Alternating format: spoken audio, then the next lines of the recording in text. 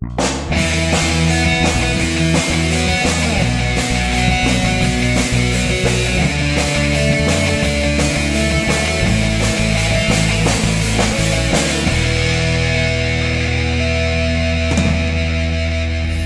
to the Haworth Music Podcast. Hey everyone. I got the big GH here. What's up everyone? Good to be back. And I think it's maybe like episode 36. Yeah. Top of my head. Yeah. We're getting through them. Getting them numbers up. Yeah, that's right. That's like a LeBron game of basketball, hitting 36 points. Putting up Steph Curry numbers. Putting up Steph Curry numbers. And we've got a very special guest today. Yeah. Someone who, a while back when we had Phil on, Yes. said, you got to get this guy. Get this guy on. Hit him up. Been trying to tee it up for a while, but we've made it work. Yes, finally.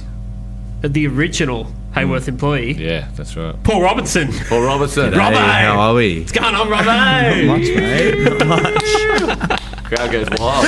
That's it. Robbo's I back. tell you what, there would be some excited old customers. You think people still remember? People still ask. Yeah, people still People ask. still ask. Yeah. Do you see Robbo? How's Robbo going? That's funny. I don't know, man. He looks like about half the person he used to be. Yeah, I can walk past them and I have no idea. Yeah.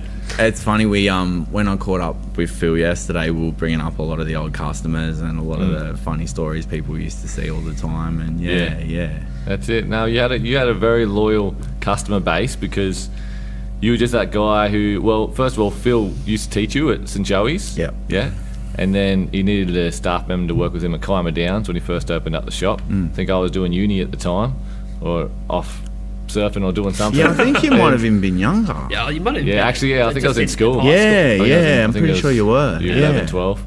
And he put you on, and It was just you're you the and- smiling face of the business, mate, weren't you? You and Phil just hanging out. Yeah. No, well, I think that was one of the big things that sort of Phil taught me that I think sort of I've carried on is, you know, it was always important to give everyone a memorable experience. So, you know, we were always big on, you know, we knew everyone by name, and that's what made working in the shop so cool. It was just like your mates dropping by all the time, and you'd talk guitars and talk music and talk what happened on the weekend, and it was definitely good times. And Phil always tells a story that when you first started, you didn't know the difference between a Stratocaster and Telecaster. Is that right? That would be 100% true. I still don't. But you learnt so much. I did learn a lot, and I think it's funny because again, we were talking about it yesterday, you know, I don't think I was ever like a gearhead. Yeah. But you know,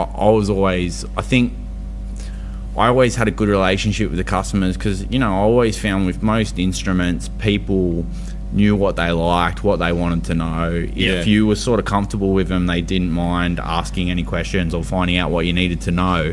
But I think the main thing was everyone seemed so comfortable in the shop that, you know, they just sort of grabbed. But I definitely, you know, I learned tons about guitars while I was there.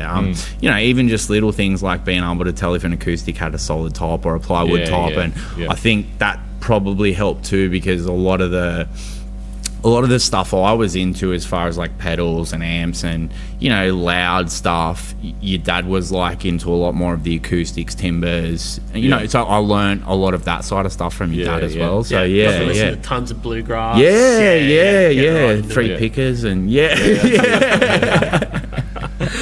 Well, you learn a lot because you became kind of like the guru, right? That people would go and see and be like, I want to ask Robbo. You know, I'm not sure about how to use this pedal with this amp, or how to get this multi-effects pedal functioning properly, or, you know, or the difference between a Tele and a Strat. It was funny too because I could barely play. Like, that's one thing that used to always make me laugh about working in the shop was, you know, people always assume because you work in a guitar shop, you're like this phenomenal shredder, and you guys know, like, I was always into just rubbish punk. Like, that's always been my thing. And it used to be funny, you know, when people would come in and sort of be a bit nervous and not want to play in front of you, and they'd say, oh no, you play it. And usually I'd, you know, butcher a punk riff or two, and they go, yeah, give it here.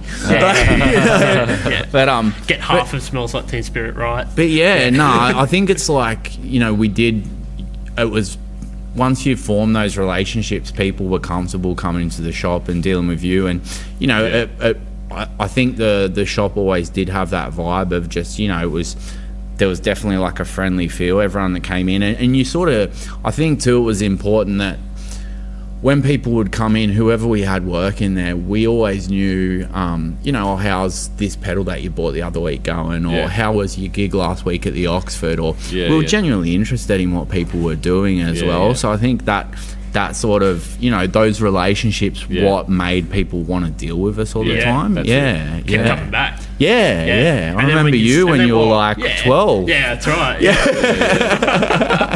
Yeah.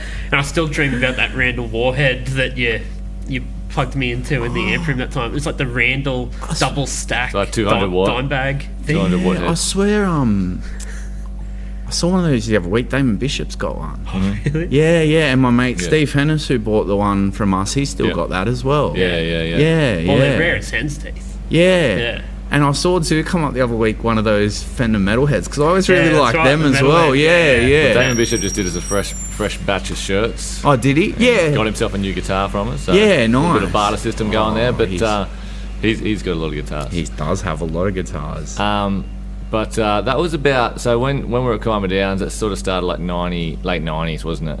That you were there, I think.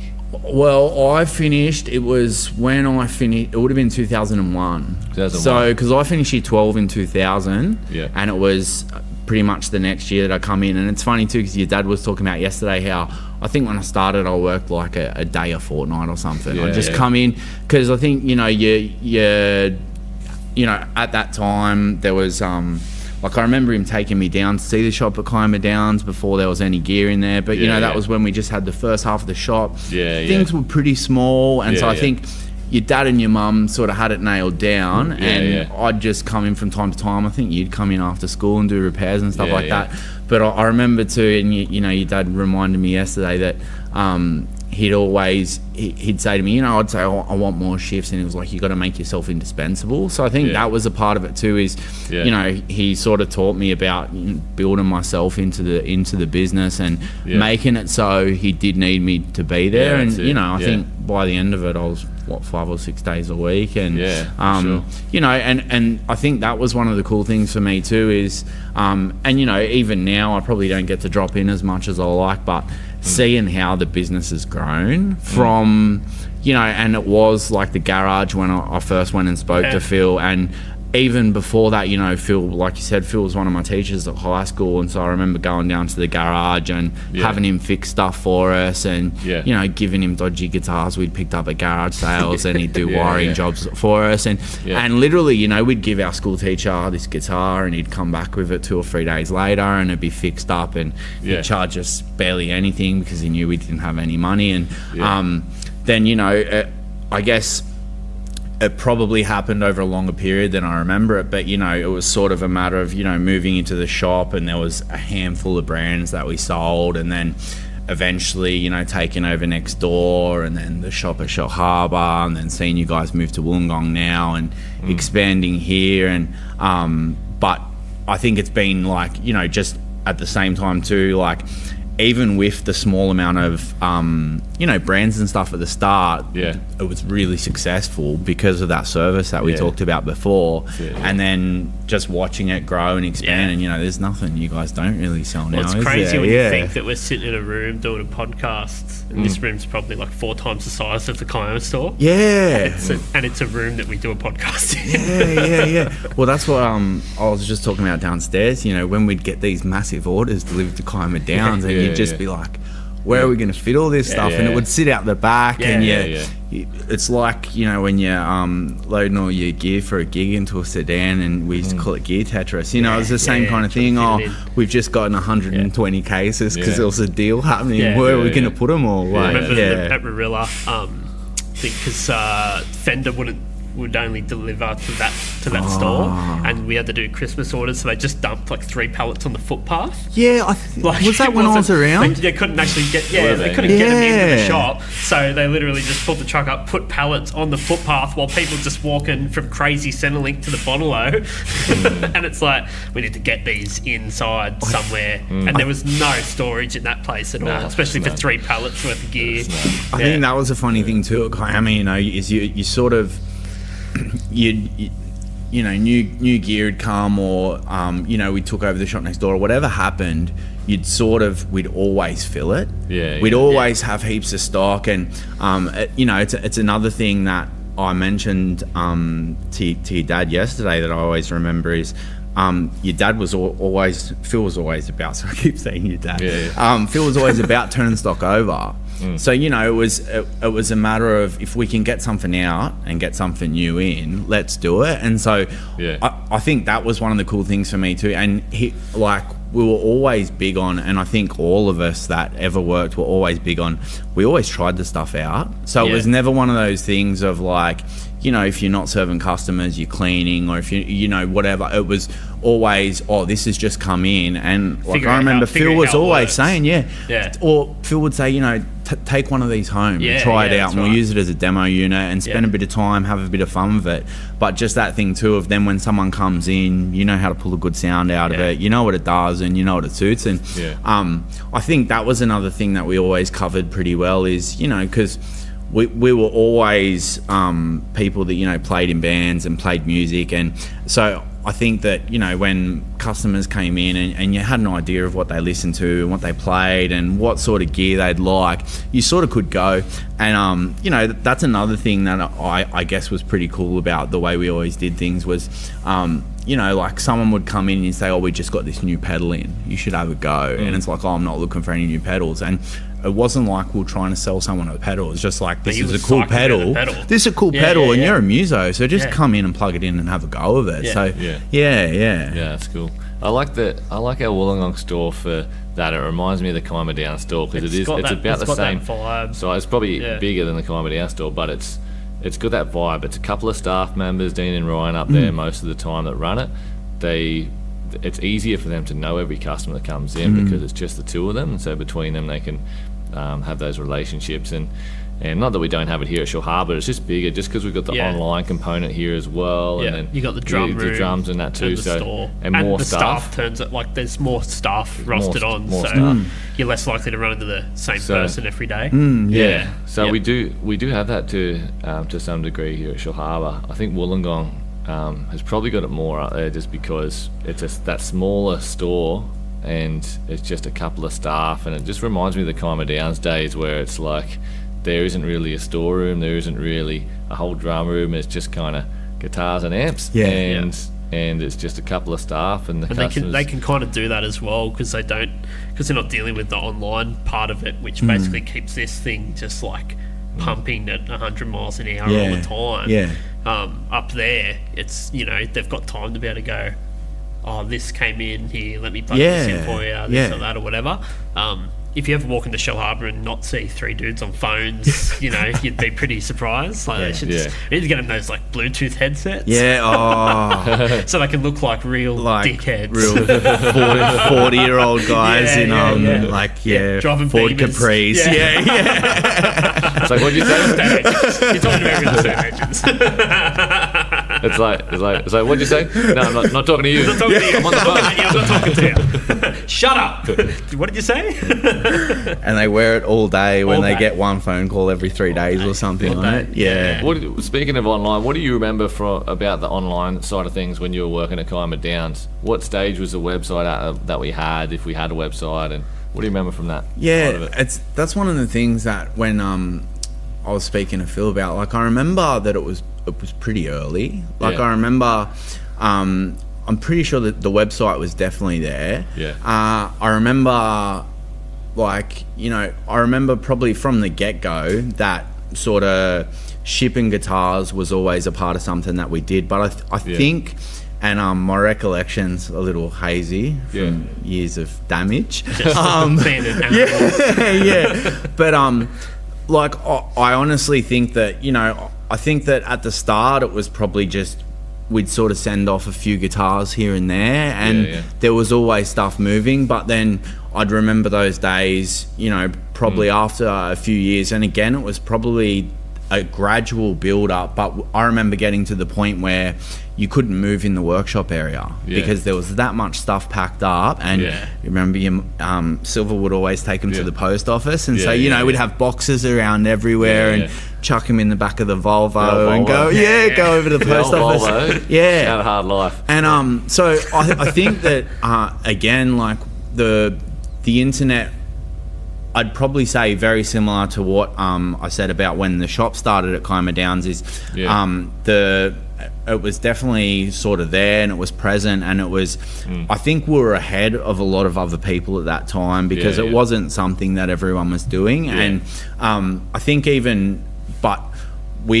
think why we sort of did well with the internet was our internet customers never really got a second-rate service compared to what we gave in the shop. So it was that same sort of thing of if we got a phone call, you'd sort of spend the time needed to explain what was there.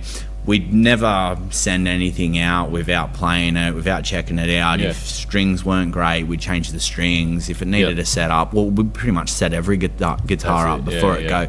Same thing we do today too, isn't it, Chib? Yeah, that's right. That's something that was basically put into motion back then. And it's never stopped. You know, they can still select their setup and everything online, and it's all done before. But I guess one moment for me, and again, I couldn't remember exactly when it was, but I think a big thing for me was when we started getting people from overseas calling up. And so for me, that was a bit of a blowout because you're kind of like, you know, we're this small you know, family run store in Kiama Downs, across the road from Jones's Beach, and here's this guy from the States who's ringing me up and wants to buy a Martin, and you know, and he's spent the money to ring us up, and he's sitting here talking to us about this guitar, and you know, and I'm going to put this guitar in a box, and we're going to send it to the post office, and you know, in however long it used to take back there, we're going to get an email to say how happy this guy is with the guitar.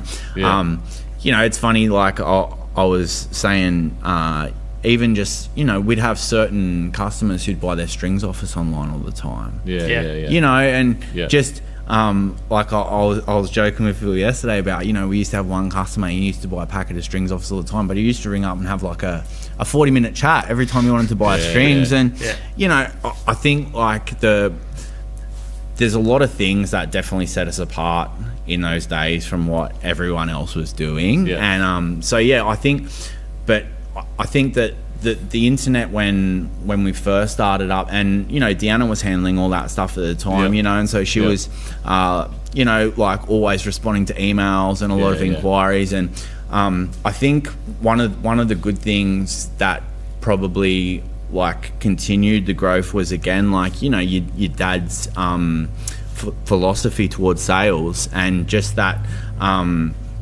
because you guys know, and obviously I don't really keep an eye on what prices are like now, but I do remember that it was very cutthroat, the internet. And so, you know, like Phil would always, if we could move a guitar, we'd move a guitar. So if that meant, you know, we might only make $10 on this sale, if that meant $10 and a happy customer and a guitar out of the shop, we'd sort of do it. And so I think like we always maintain competitive and good prices, and I think that's what helped with the growth as well.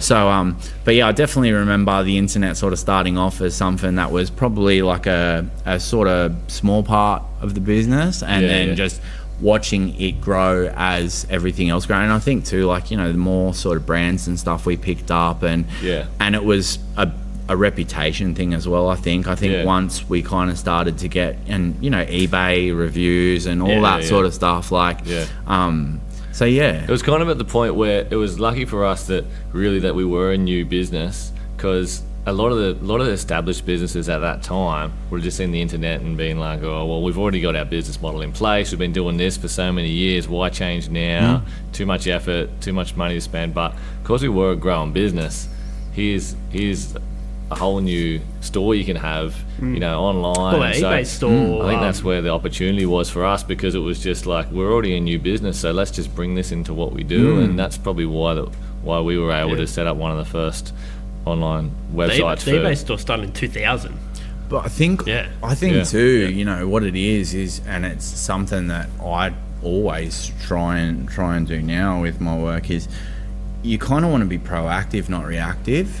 So you definitely could have been the kind of shop that, you know, come 2005, you could have turned around and gone, oh, then now there's this internet thing, and we haven't. But it's kind of being future orientated too, and saying, well, you know, there's this avenue, and this is something that, you know, and putting in the time and effort too, not to just do it sort of half-assed. Yeah. To, you know, like, again, give every guitar that went out that care and that attention, and give every customer that rang up that care and attention. And instead of just, you know, looking at it as a way of, we might, like, focusing on it as, you know, this is an avenue that we should really explore, and you know, we can move forward into the future, because you know, I think that's probably what, you know, would have let a lot of stores down at the time, is exactly like you said, they've sort of become complacent, and they've just gone, well, you know, we've got this store and people come in and they buy guitars, and that's what people do, and that's what people are always going to do. And I think it's one of the things that, you know, because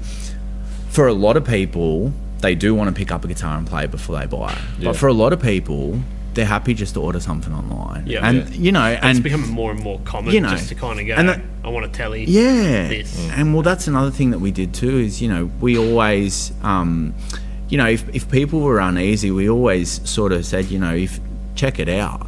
You know, check it out, and if you're not happy, you're not happy. But I don't think we ever got anything back. That's pretty rare. Yeah. And when did you? How long were you at Haworth for? Just refresh your memory. You were with us when we had the Warilla store. Yeah. And you were here when you first moved over here. Moved over to the Harbour store. Yeah. What was that change like, going from Kiama Downs to? Big difference. Yeah. Big difference. Like, definitely, you know, like it's like Kiama Downs definitely had like a certain sort of feel about it. Like, it's like, you know, yesterday when Phil was showing me the music rooms for the music school he's running, and I was saying how cool it is having all the cutouts on the wall from different guitar mags and stuff, and it gives it that sort of feel of, it's like your guitarist's bedroom, you know. And I think that there was definitely a different, like, sort of feel. And so, you know, I think Kiama Downs, you know, definitely you had the beach across the road, and the shop had that earthly sort of feel. But I think too, at the same time, you know, it's kind of that complacency we were talking about before. You would never have the amount of stock that you've got now, the amount of, you know, the options for like the musical stuff like that. So definitely, like, you know, it definitely had like a different sort of feel about it. But I think too, like, for the growth of the business, like, it definitely had to happen. Yeah. And I think when we probably would have first moved in here too, it would have been real empty, because it would have been, I guess, a lot less stock than what there is now. So it would have felt like just a big warehouse kind of thing, with just a few guitars hanging up here and there, you know, like pretty sparse. It's funny too, you know, and like, the thought only just crossed my mind, but I'm sure both of you guys can relate to this. But as far as like working, you remember what it was like at Kiama Downs, where we had that many guitars stacked together. The amount of times I'd pick up a guitar and clunk it against another guitar, and walk up to Phil, and he'd just shake his head, you know. But everything was so tight, and, you know, it's another thing I was just saying downstairs about even just that thing of, you know, chucking a box of Dreadnought cases on a trolley and taking it next door was a hassle. So, like, Kiama Downs, while it sort of had that feel, in a lot of ways, due to the space, it was difficult to work in sometimes. You know, you had to go at the back and look for lay-bys and stuff like that. It was a nightmare. It was like the thing you'd just sweat on. Someone going like, I'm just here to pick my lay-by up. And you go, oh, sweet Jesus. Remember lay-bys at Christmas too. Yeah, because you'd be that busy, and there'd be that much stuff out there. And but so no, I think, like, you know, there definitely was like a different sort of feel. But I think, you know, you kind of, you know, you look at Kiama Downs nostalgically, and it was like a really good time. And, you know, like, just being able to, like we were talking about before, you know, grab a pie at the bakery and go across the road to the beach. You got Tanya and Linda at the bakery making us these. I think it was like salad rolls, $3. Like these, they would just look after us. And then you had Rock Dog there doing the amp repairs right there. You go and have a chat to him. He's repairing amps. And the bikey's upstairs. Phil's mum in the fish and chip shop, Deb. Oh, Deb in the fish and chip shop. Deb in the fish and chip shop, and Rock Dog, and Yeah, I blew out the other week just going down and how it's an IGA now in the supermarket. It's like a proper supermarket. It's like fridges and it's stuff. A parallel universe. Jeez, hasn't that place turned around? The supermarket. Jeez. Oh, you didn't want to go in there and look at the fruits in the old days.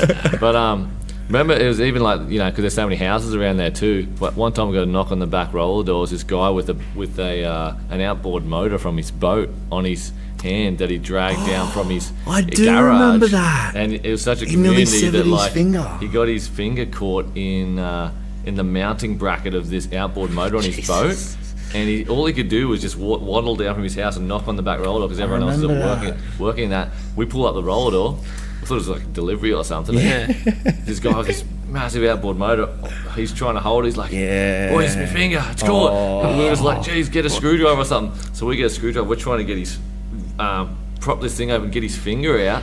He pulls his finger out. I remember exactly what it looked like, what he said. God. His little pinky finger's just hanging on by a thread. Stuff like that. And he just looks at it and goes, you little bastard. And then he goes, get us a cloth. We got him a cloth. He wrapped it up. Just a full hopper dude. Probably done it a million times. Wrapped up his hand in this cloth and just walked down to the doctor's surgery.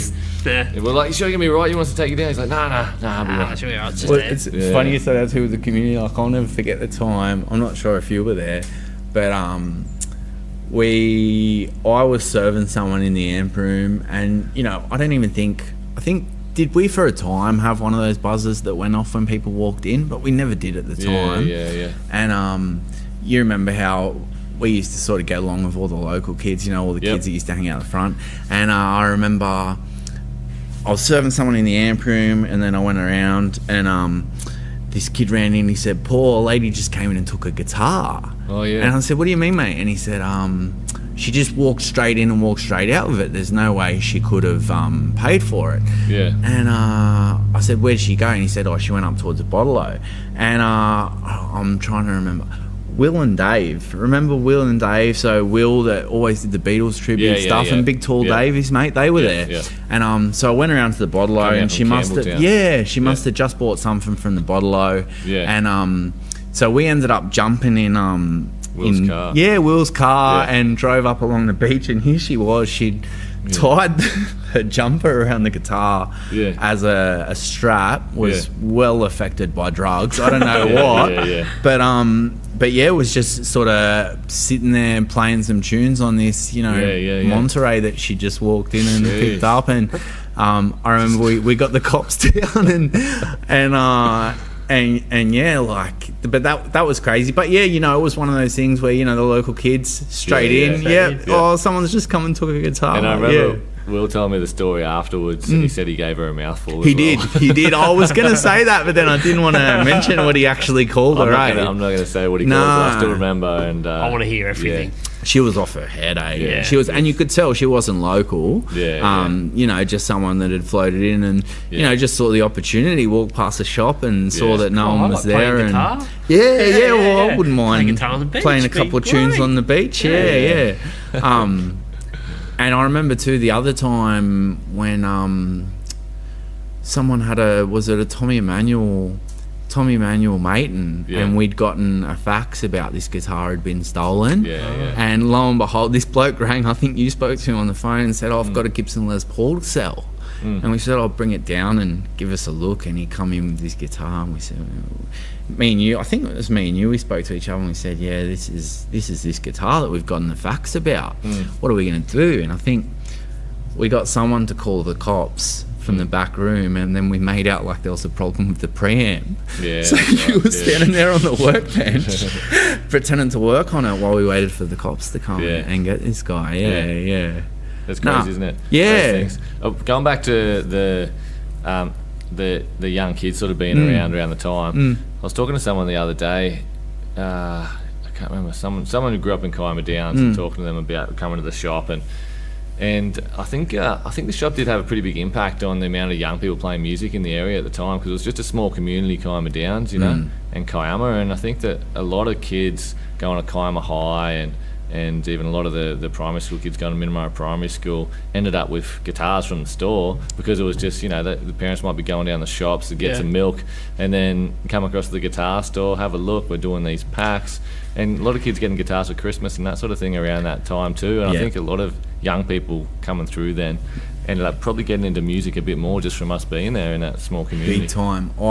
It's funny, like when I probably had been in the job I'm in now for probably about 12 months, and I kept saying to my manager at the time, you look really familiar, you look really, really familiar. Yeah. And I ended up asking him where he's from. He said, I'm from Kiama Downs, and I won't say who it is, but he's actually a mate of yours. Yeah, okay.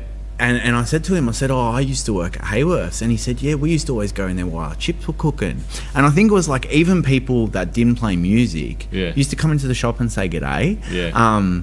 But I think you're right. Like, they're definitely, like the shop was, so many of the local kids would pop in, and the music school was next door, and so kids in the afternoon were finishing up and coming into their lessons, and I think it's kind of one of those things too where there was, you sort of had your people, like you say, who were already established musicians who ended up spending a lot of the time at the shop because it was there. But then you kind of had those kids who, when Mum did go and get their chips or whatever, would either walk by the shop and have a look, and then just thought, what, I might give guitar a try. And I think when you do look at the small amount of people that there was, because it was such a small area, so many kids were playing guitar. So many kids were playing guitar. The amount of bands and stuff that were kicking around Kiama and just like just the other suburbs around that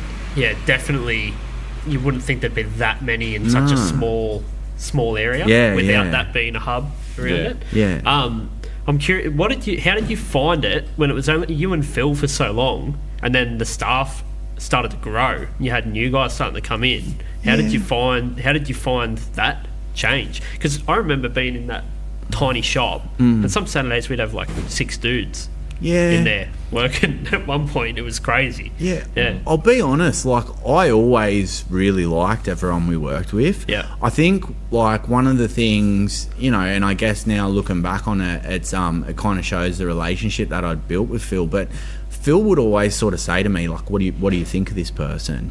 And I know that a lot of the people that we ended up sort of hiring were people, like yourself, who you'd come and gone from the shop that much that we sort of knew you back to front, and we'd get a lot of ex-work experience kids. And so like I think for me I kind of enjoyed that, because we were always all mates, and me and Glenn were just talking about before about we'd always play jokes on each other and we'd prank each other and do have a laugh together, I guess, whenever we sort of got the chance. And so I think that like I can honestly say that there's no one that I ever worked with that I didn't get along with or I didn't like. And of course we all used to have your dad used to call them lovers' quarrels, where when you work with anyone that's sort of close, and you do sort of have those, when you're having an off day or whatever it is. But no, I really liked once everyone came on board, and I think that we were all fairly respectful of each other, as far as everyone sort of had their customers that they dealt with, and if I needed help with someone, to me asked for Robbo. Can you just go get Robbo? Yeah. You just like service my reception. Yeah. Every phone. But there was that for a long time, because it was you. And the thing is too, is like I understand too, and I'll be honest, when you sort of said that about like working, I can understand how that probably would have been frustrating for you guys, because I had the same thing with Phil when I started.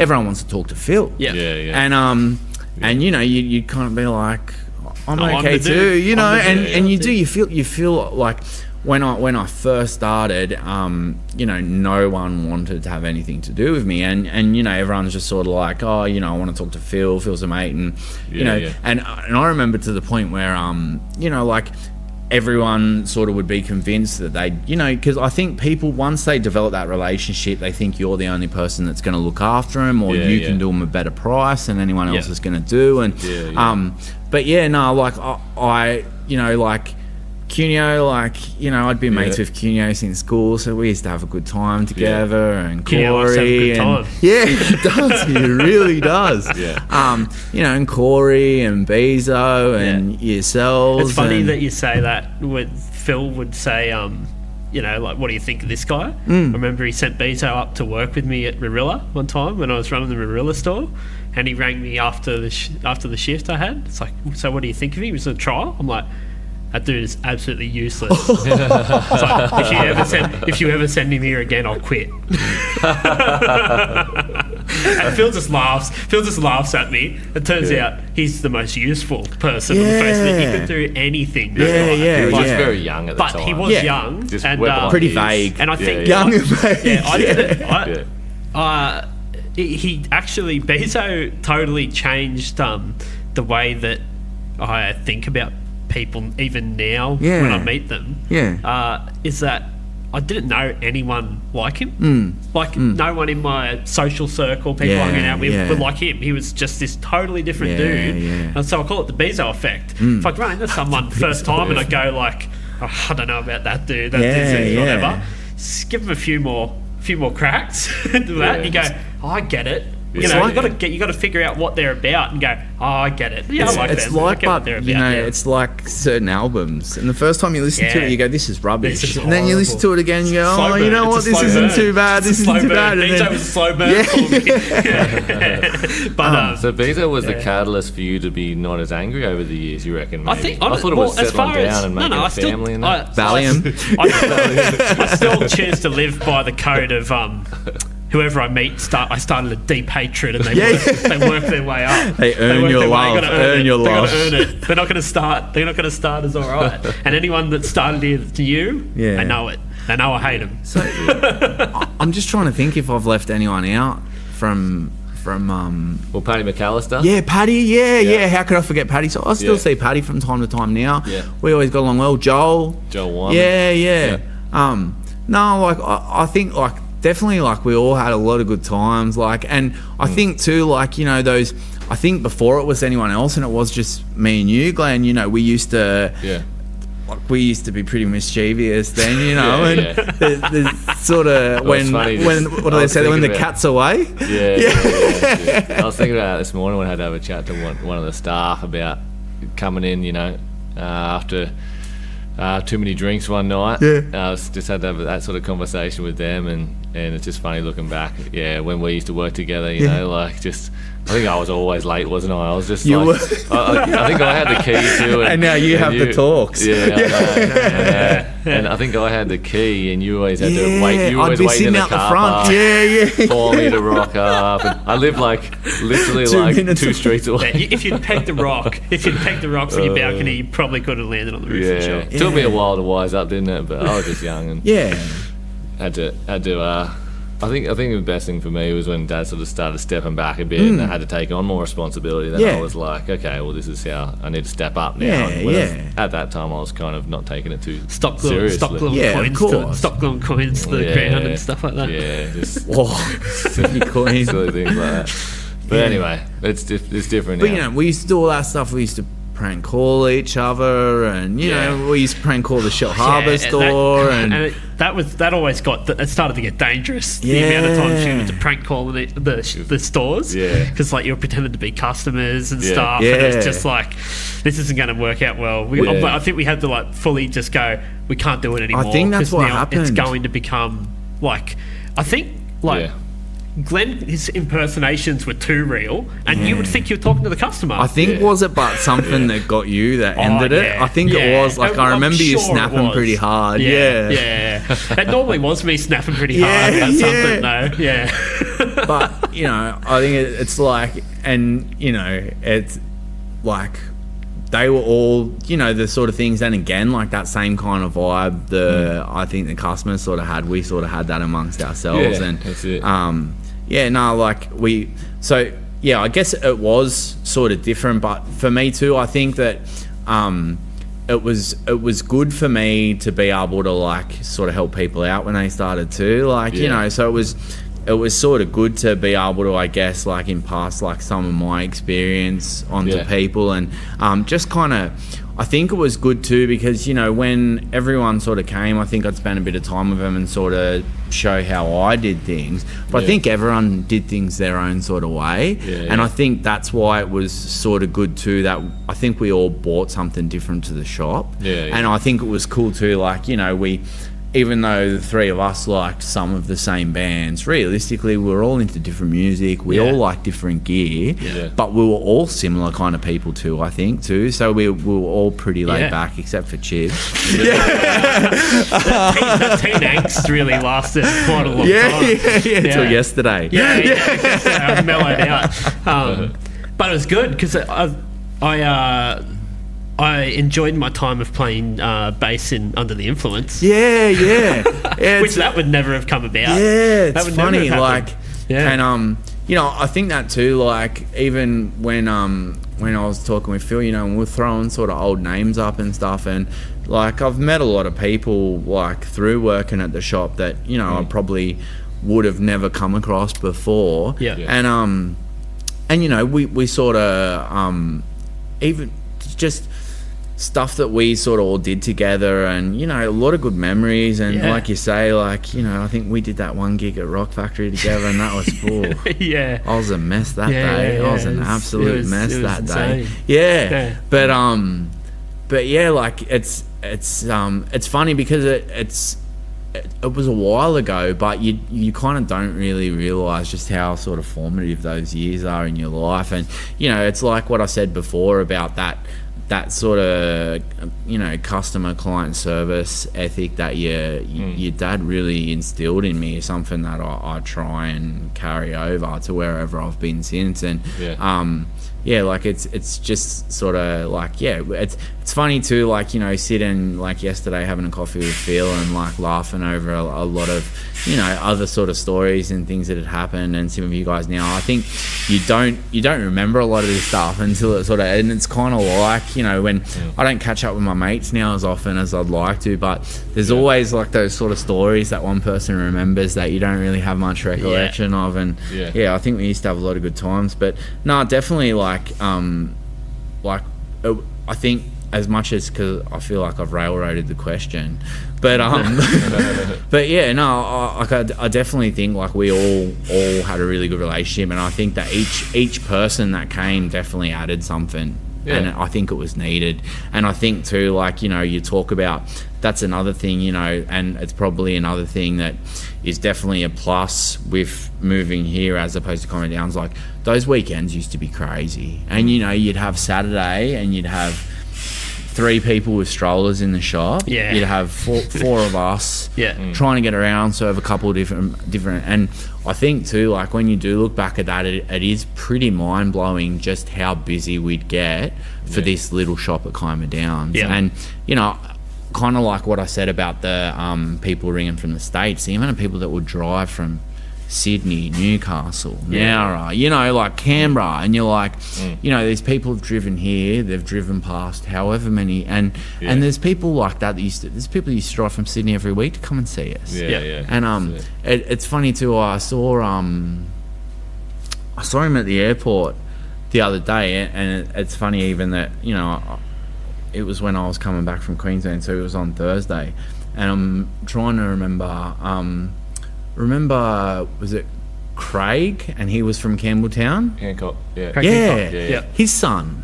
Right. Saw him at the airport, and, you know, I didn't want to do that. Hey, remember me? I worked in that guitar shop 10 years ago that you used to go to. But, like, same again, you know, all these people that you've sort of met, like, along the way. And, like, Craig, he was another guy. He was a top bloke. Yeah, he still drops in and sees. He's up at Coffs Harbour now. See, they used to come down all the time. You know, and you'd have tons of people like that where it was just like a you know, they'd use it as a day out. They'd drive down and see us and hang out for a bit and talk gear and good times. Grab some fish and chips from Deb. That's it. Fish from Deb. some off fruit from the supermarket. That's good times. That's awesome. Yeah, man, good to hear some of the history from you, Robbo, and your take on it. We have definitely come a long way since those days, and I think that the staff that we got now it's definitely, Phil and yourself. It's definitely, you guys have definitely helped to shape like the culture that we got now, and that culture that we do our best to instill with the new guys. The service comes first, the rockstar experience, all that comes from the Kiama Downs days, doesn't it? Or the garage days, yeah, as we call it too. Yeah. So we've got a lot of good staff now that you know what, we'll get them to listen to this podcast as a refresher too. Yeah, they should. That's right. Yeah, Maybe tell them to get a haircut. Maybe Not the sticky coin. not the mischievous parts. We'll bleep those out. We'll give them a transcript and like 50% of it's blacked out. That's confidential. Yeah. No, thanks heaps, Robbo. No worries, Coming guys. in. Good to catch up, have a laugh. Taking Good to some have time you out back. of your holidays. Yeah, no What are you problem. going to do? What are you going to do the rest of your holidays? I've got a wedding down the coast this weekend, Oh, so do that. loose? And should be pretty tame, I reckon. You reckon? Yeah, I'm pretty Wedding? well behaved these days. You'd be Robbo. surprised, and disappointed. Yeah. Cool, Mate, man. Good Awesome. good on you, Robbo. Good to see you, mate. Cheers. All right. Thanks for listening, everyone. That's it. Make sure you subscribe on iTunes. Subscribe. Give us a review. 5 stars And- only. Give us a review and get in touch with us if you want to talk more guitars. Yeah, that's and it. musical instruments. Haworthguitars.com.au. All right. Rock and roll. Thanks.